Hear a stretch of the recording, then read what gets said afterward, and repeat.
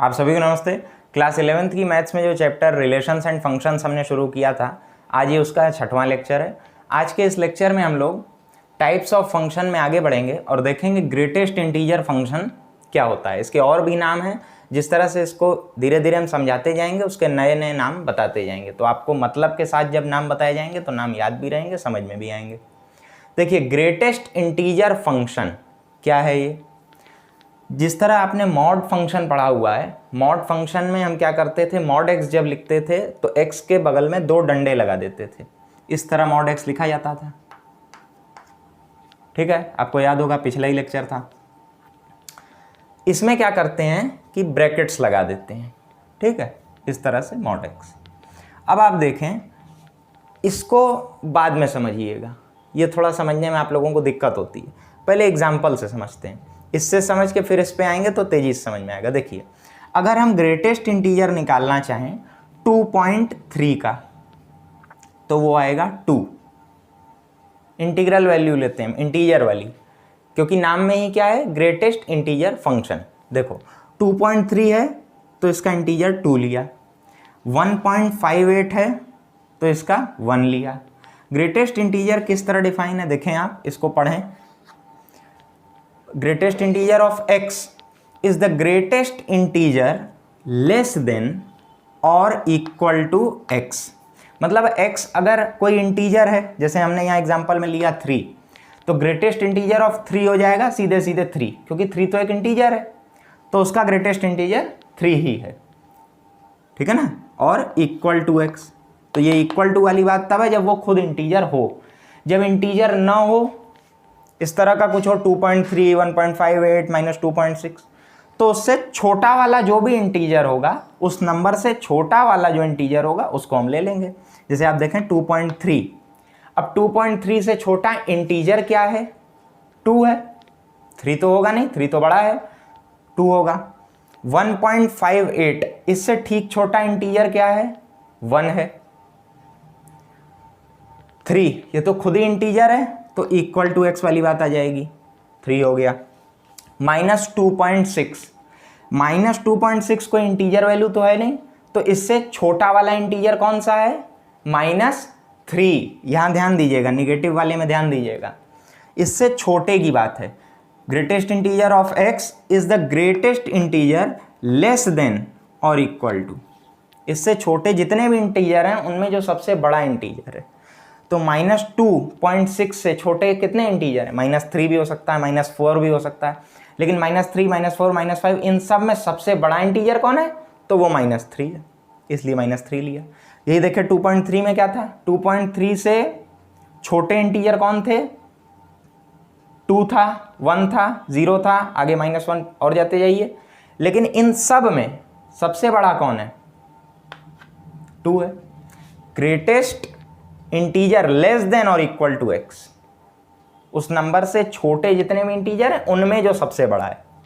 या मोटे तौर पे आप समझना चाहें तो 2.3 है तो सीधे उससे छोटा वाला टक से ले लिया 2, 1.58 इससे ठीक छोटा वाला ले लिया 1।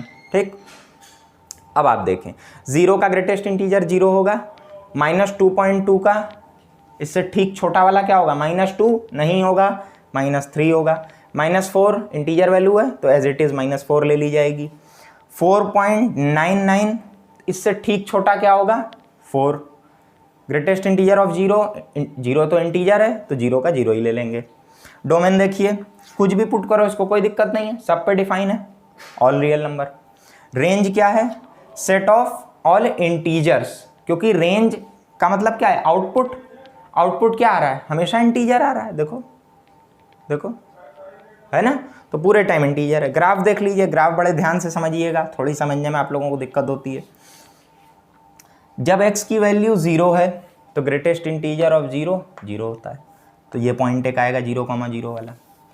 अब 0 से बड़े, यहां से समझिए, पहले इसको समझ लो, 2 कब आएगा, जब या तो x की वैल्यू 2 हो, क्योंकि ग्रेटेस्ट इंटीजर ऑफ उसी इंटीजर का तो वही आता है, या तो 2 हो या फिर 2 से लेके 3 के बीच में हो, 3 से छोटी हो, तो भी हम वही लेंगे। भाई देखो 2.3 3 से छोटी है, और लिया क्या, 2 लिया।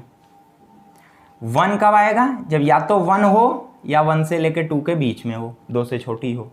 उसी तरह से नीचे भी डिफाइन है। अब उसी आधार पे देखो ग्राफ बन रहा है। y 0 कब तक रहेगा? जब तक x की वैल्यू या तो 0 हो या 1 से छोटी। देखो इसीलिए यहाँ पर हॉलो है। फिर ये टक से उछला, 1 कब आएगा? y 1 कब आएगा? जब या तो x की वैल्यू 1 हो या 2 से छोटे तक हो, यहाँ तक। 3 कब आएगा? सॉरी 2 कब आएगा? जब या तो 2 हो या 3 से छोटे तक हो, ठीक छोटे तक। 3 कब आएगा? जब या तो सटीक 3 हो x की वैल्यू या 4 से छोटे तक हो। ठीक है, ग्राफ समझ में आ गया? उसी तरह नीचे निगेटिव में भी जा रहा है। हाँ, देख लें आप। -1 कब आएगा? जब या तो -1 हो या 0 तक हो, 0 से छोटा हो। -2 कब आएगा? जब या तो सटीक -2 हो या -1 से छोटा हो। ठीक, फिर नीचे। इतनी बात आपको समझ में आ गई? इससे भी बता दिया क्या मीनिंग है, ये बता दी। सबसे ज़्यादा ध्यान दीजिएगा एग्जाम्पल पे, तब आपको चीज़ें और क्लियर होंगी। डोमेन याद रखिएगा, रेंज याद रहेगी, सेट ऑफ ऑल इंटीजर्स, हमेशा इंटीजर आएंगे। ग्राफ इस तरह होता है। अब आप देखें कि ये क्या है, 2.3, तो ये किस इंटीजर पे चल रहा है? 2 पे, 2 से बढ़ रहा है। तो इसका फ्लोर क्या है? इसकी ज़मीनी औकात क्या है? 2 की, इसलिए 2 है, इसलिए नाम है इसका फ्लोर फंक्शन। फ्लोर नाम आप यूज़ करेंगे अगर मान लीजिए आप कोई सॉफ्टवेयर वगैरह यूज़ करें ग्राफ को और अच्छे से देखने के लिए। बहुत से आपको सॉफ्टवेयर मिल जाएंगे, जैसे सेज मैथ, मैथ लैब, इस तरह के बहुत से मिल जाएंगे। तो वहाँ पर जब आप कमांड लिखेंगे, कमांड लिख करके जब वहाँ ग्राफ प्लॉट करते हैं तो वहाँ ग्रेटेस्ट इंटीजर की जगह फ्लोर लिखा जाता है। ठीक है, उसके अपने वो हैं, आप उसके कमांड वगैरह अगर चेक करेंगे तो वहाँ फ्लोर शब्द को यूज़ किया जाता है, इसलिए हमने यहाँ बता दिया। अब आप देखें ये जो ग्राफ है, ये ऐसा नहीं लग रहा है जैसे सीढ़ी हो, टक टक टक टक टक टक टक ऐसे चढ़ रही है? तो स्टेप फंक्शन इसीलिए कहते हैं कि सीढ़ी नुमा है। ग्राफ याद रखने के लिए आप ये नाम भी याद रख लीजिए। अगर याद रखेंगे कि ग्रेटेस्ट इंटीजर फंक्शन, सारी चीज़ें बता दी। ठीक है, फ्लोर कमांड के लिए याद रखो, स्टेप तो ग्राफ इससे याद रहेगा कि स्टेप सीढ़ीदार है इसका ग्राफ। ठीक है, ग्राफ में थोड़ी कन्फ्यूज़न हो सकती है, एक नॉर्मल सी चीज़ है वो, लेकिन अगर आपको कंसेप्ट क्लियर होगा, कुछ इस तरह के नाम आप याद रखेंगे कि स्टेप वाला था, सीढ़ीदार था, मॉड फंक्शन में हमने बताया वी शेप रहता है, तो ये चीज़ें जब शुरुआती समय में आप इस तरह की ट्रिक से याद रखते हो कि मॉड फंक्शन वी है, ग्रेटेस्ट इंटीजर स्टेप की तरह है, तो वो सिर्फ शुरुआत में आपको यूज़ करना पड़ता है कि सीढ़ी वाला ग्रेटेस्ट इंटीजर, फिर वो दिमाग में धीरे धीरे धीरे धीरे प्रैक्टिस के साथ बैठ जाएगा, उसमें कोई चिंता की बात नहीं। फ्रैक्शन पार्ट फंक्शन इसी का टूटा हुआ रूप है, इसीलिए देखो हमने 6वां नंबर यहाँ दिया है लेकिन उसको कोई नंबर नहीं दिया। ठीक है, उसके साथ है, देखो कोई भी नंबर आपने लिया, रियल नंबर x, एक तो होगा उसका इंटीजर वाला पार्ट और एक फ्रैक्शन वाला पार्ट होगा, उसको हम इस तरह के ब्रैकेट में दिखाएंगे। अब अगर हम इस फ्रैक्शन पार्ट को डिफाइन करना चाहें तो किस तरह कर सकते हैं? देखें आप नीचे, यहाँ आ गया fractional part of x is equal to x जो नंबर था माइनस उसका इंटीजर वाला पार्ट। इंटीजर वाले पार्ट को सिंपली आपको हटा देना है। एग्जांपल से समझिए, जैसे हमने कहा फ्रैक्शन पार्ट ऑफ 1.5, अब आप उधर मत देखिए, सुनिए, 1.5 है, इसका इंटीजर वाला पार्ट हटा दो। इंटीजर वाला पार्ट क्या है? 1, तो 1 को हटा दो, बचा 0.5। देख लीजिए, तरीके से भी देख लीजिए। अब ये है फॉर्मूला, इसका कंसेप्ट यहाँ से आया है, ये फॉर्मूला है। Fractional part of x is equal to x minus greatest integer of x। तो fraction part of 1.5 is equal to 1.5 जो कि वो पूरा नंबर है, माइनस ग्रेटेस्ट इंटीजर ऑफ 1.5। अब 1.5 का ग्रेटेस्ट इंटीजर आपको निकालने आता है, चूंकि 1.5 इंटीजर नहीं है तो उससे ठीक छोटा इंटीजर ले लेंगे। 1.5 से ठीक छोटा इंटीजर 1 है, तो इसकी वैल्यू 1 आ गई, तो ये आ गया 1.5 माइनस 1, घटाएंगे तो 0.5 आ गया। नीचे देख लीजिए इसी तरह, -2.3 का फ्रैक्शनल पार्ट क्या होगा? -2.3, ये तो नंबर सीधा सीधा ले लेंगे, माइनस इसका ग्रेटेस्ट इंटीजर। अब -2.3 का ग्रेटेस्ट इंटीजर क्या होगा? -3 होगा, तो ये आ जाएगा -2.3 प्लस 3, क्योंकि माइनस माइनस प्लस हो जाएंगे, और ये आ जाएगा 0.7। सिंपल कैलकुलेशन है, कंसेप्ट हम बता ही चुके हैं। फ्रैक्शनल पार्ट ऑफ 3 क्या आएगा भाई, देख लीजिए, जब ये खुद ही इंटीजर है तो इसका फ्रैक्शनल पार्ट क्या होगा, ये तो लॉजिक हुआ। एक्चुअल कंसेप्ट ऑफ फॉर्मूले से देखना चाहें तो नंबर देखिए 3 है, 3 माइनस ग्रेटेस्ट इंटीजर ऑफ 3, 3 का ग्रेटेस्ट इंटीजर क्या आएगा, 3 आएगा, क्योंकि ये इंटीजर है। 3 माइनस 3 0 आ गया, -5 के संग वो भी वही किस्सा है। ठीक, बात समझ में आ रही। डोमेन देख लीजिए, डोमेन क्या है, ऑल रियल नंबर, कुछ भी पुट करो इसको, कोई दिक्कत नहीं। रेंज क्या आएगी, रेंज आप ध्यान दीजिए, चूंकि फ्रैक्शनल पार्ट की बात कर रहे हैं तो 0 तो आएगा कि कोई फ्रैक्शनल पार्ट है ही नहीं इंटीजर्स के लिए, लेकिन 0 और 1 के बीच में ही रहेगा, 1 भी कभी नहीं आ सकता। ठीक है ना, ये आप लॉजिक पे समझ पा रहे होंगे। इसी पे देखो इसका ग्राफ भी बना हुआ है, जैसे ये 0 हो गया, ये 1, ये 2, ये 3। हम ले लें फ्रैक्शनल पार्ट ऑफ 1.5, वही जो ऊपर हमने एग्जांपल लिया हुआ है, तो ये क्या आना चाहिए, 0.5 आना चाहिए। ऊपर से देखिए हम निकाल ही चुके हैं, इसलिए दोबारा कैलकुलेट नहीं कर रहे हैं। x की वैल्यू 1.5, ये 1 है, यहाँ कहीं 1.5 होगा, देख लीजिए, देख लीजिए ये कहाँ आया, 0.5 पे यहाँ आ रहा है बीच में, ये 1 है चूँकि, ये 0.5 पे आ रहा है। ठीक, और ज़्यादा एग्जांपल की ज़रूरत नहीं है ना, ग्राफ देखो यहाँ से क्लियर हो गया। इसका ग्राफ ये हो गया, डोमेन, रेंज, क्या किस तरह ये फंक्शन डिफाइन है, किस तरह इसके क्वेश्चन होते हैं, किस तरह डिनोट करते हैं, फ्रैक्शनल पार्ट ग्रेटेस्ट इंटीजर से जुड़ा हुआ है, ये सारी चीज़ें हमने आपको बता दी, तरह तरह के इसके जो नाम है वो बता दिए। शॉर्ट फॉर्म की भी बहुत है, तो इसको कहते हैं GIF, greatest integer function GIF, इसको कहते हैं FPF। ठीक, fractional part function, fraction part function. ठीक हो गई बात, सारी चीज़ें बता दी। अब आप देख लीजिए जरा सिग्नम फंक्शन को, तो और अच्छा रहे। सिग्नम फंक्शन देखो बहुत है, ईजी है, इससे भी ईजी है वो, अभी बताएंगे तो कहोगे क्यों कि बहुत है, सरल है यार। तो अभी देखो खाली डिफाइन करने दो हमको।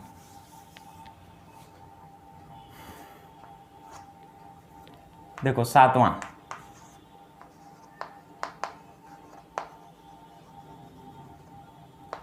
सिग्नम फंक्शन क्या है भाई, देख लीजिए,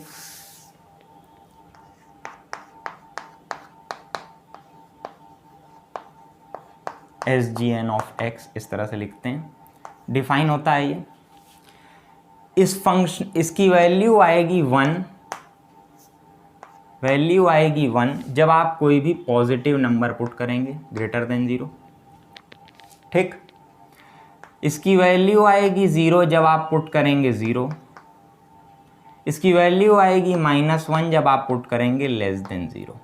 मतलब ध्यान से समझिएगा, कोई भी पॉजिटिव नंबर पुट कर दो सिग्नम में, 1 आ जाएगा। भाई क्या है, सारे पॉजिटिव नंबर को रिप्रेजेंट कौन कर रहा है, 1, सिग्नम के लिए, सिग्नम के लिए।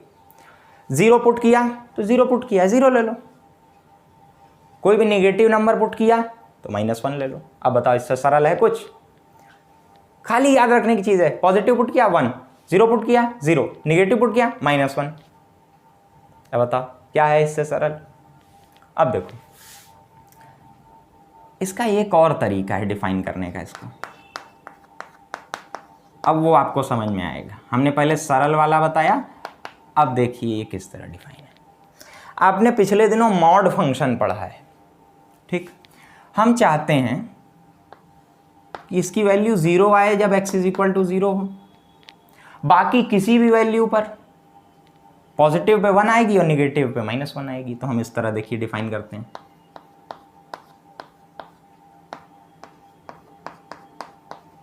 देख लीजिए mod x/x हमने लिखा है, तो ये तो पूरे टाइम पॉजिटिव रहेगा।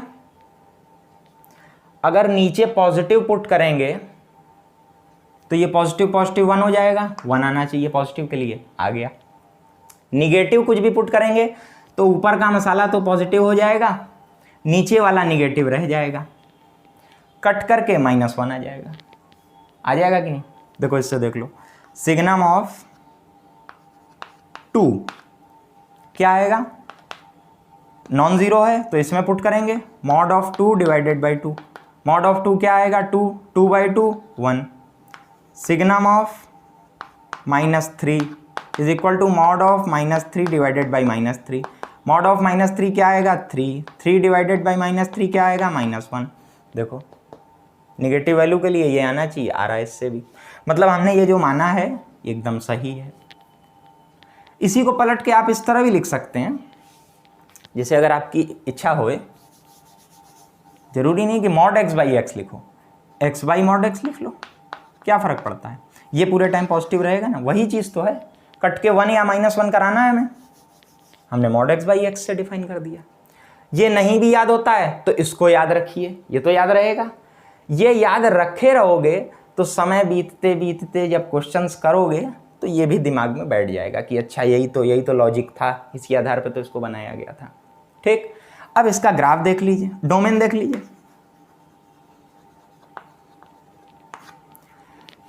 सारे पे डिफाइन है, चाहे 0 हो, चाहे 0 से बड़ा कुछ हो, चाहे 0 से छोटा कुछ हो, पूरी रियल नंबर पे डिफाइन है, रियल लाइन पे डिफाइन।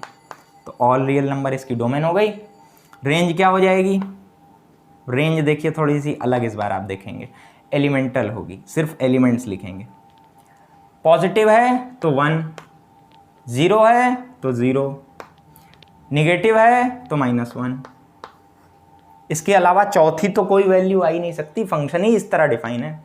तो रेंज इस तरह की होगी 1, 0 और -3, बस, इसके अलावा कुछ नहीं आएगा। कुछ स्पेसिफिक क्वेश्चंस के लिए ये और कम हो सकता है कि 1 ही है, 0 ही है, या 1 और 0 हैं, लेकिन इसके अलावा चौथा सिग्नम यूज़ करेंगे तो कभी नहीं आएगा। सिग्नम आपने यूज़ किया तो यही 3 हो सकते हैं मैक्सिमम। ठीक, अब देख लीजिए ग्राफ।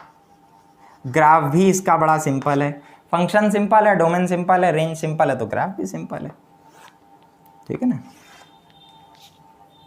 देख लीजिए, y यहाँ, x यहाँ, -y यहाँ,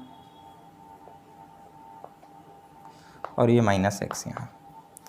अब आप खुद एक बार सोच के देखिए, 0 पे 0 आ रहा है तो ये पॉइंट यहाँ होगा, 0,0 एक पॉइंट होगा। हाँ, 0 से बड़ा कुछ भी है तो 1 है। अगर हम 1 यहाँ लिखें +1, तो देखो एग्जैक्ट 0 पे तो 1 नहीं आएगा ना, 0 पे तो 0 आएगा, तो यहाँ पे हॉलो रखेंगे। बाकी आप x में कुछ भी पॉजिटिव पुट करते रहिए तो 1 ही आता रहेगा। ठीक, फिर उसी तरह निगेटिव के लिए यहाँ -1 पे देख लीजिए,